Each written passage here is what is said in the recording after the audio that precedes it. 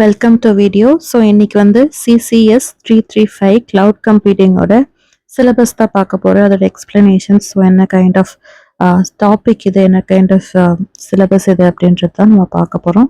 So unit 1ல் வந்து பார்த்தீங்கன்னா cloud architecture models and infrastructure. யூஸ்வலாக பேசிக்காக சொல்கிற மாதிரி கிளவுட் எப்படி இருக்கோ அது என்ன மாதிரி டைப்ஸ் இருக்குது, ஸோ டிஸ்ட்ரிபியூட்டட் கம்ப்யூட்டிங்னா என்ன, கிளவுட் கம்ப்யூட்டிங்னா என்ன, அதை எப்படி டிஃபைன் பண்ணுவாங்க, ஸோ அதோடைய ஆர்கிடெக்சர் எப்படி இருக்கும், ஸோ அது என்ன மாதிரி சர்வீசஸ் ப்ரொவைட் பண்ணுது, அதோடைய டிசைன் சேலஞ்சஸ் என்னென்னு சொல்லிட்டு ரொம்ப பேசிக்காக தான் கொடுத்துருப்பாங்க.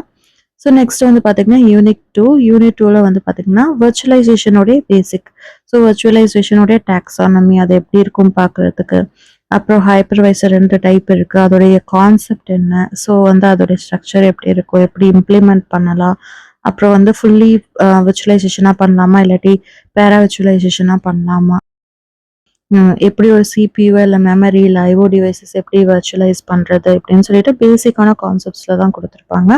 ஸோ நெக்ஸ்ட் தேர்ட் வந்து பார்த்தீங்கன்னா கொஞ்சம் அட்வான்ஸ் கான்செப்ட் டாக்கர் பற்றியும் பேசியிருப்பாங்க. ஸோ டாக்கர்னா நத்திங் பட் ஒரு பிளாட்ஃபார்மை வந்து எப்படி நம்ம யூட்டிலைஸ் பண்ணோன்றதை பற்றி தான் கொடுத்துருப்பாங்க. ஸோ அதில் கண்டெய்னர்ஸ்னு சம்திங் இருக்கும்.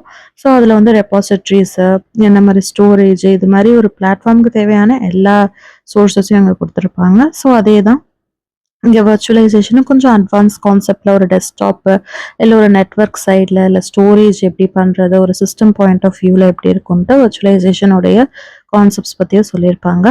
நெக்ஸ்ட் யூனிட் 4ல் வந்து பார்த்தீங்கன்னா கிளவுட் டிப்ளாய்மெண்ட் என்விரான்மெண்ட். ஸோ இப்போ வந்து நம்ம டிப்ளாய்மெண்ட்டில் ஆல்ரெடி பார்த்தோம் டைப்ஸ்ன்னு சொல்லிட்டு.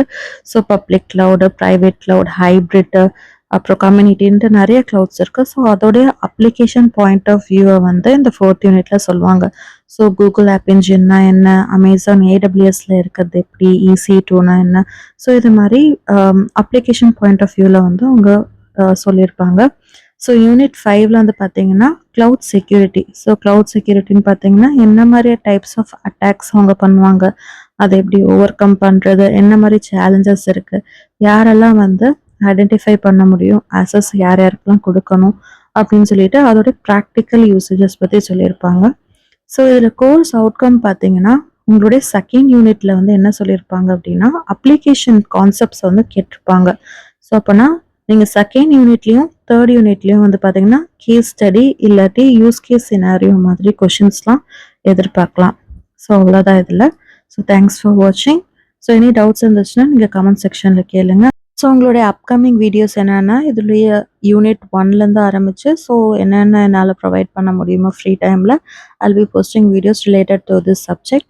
ஸோ நீங்கள் பார்க்கலாம். அதுவும் subscribe to my channel also if you want.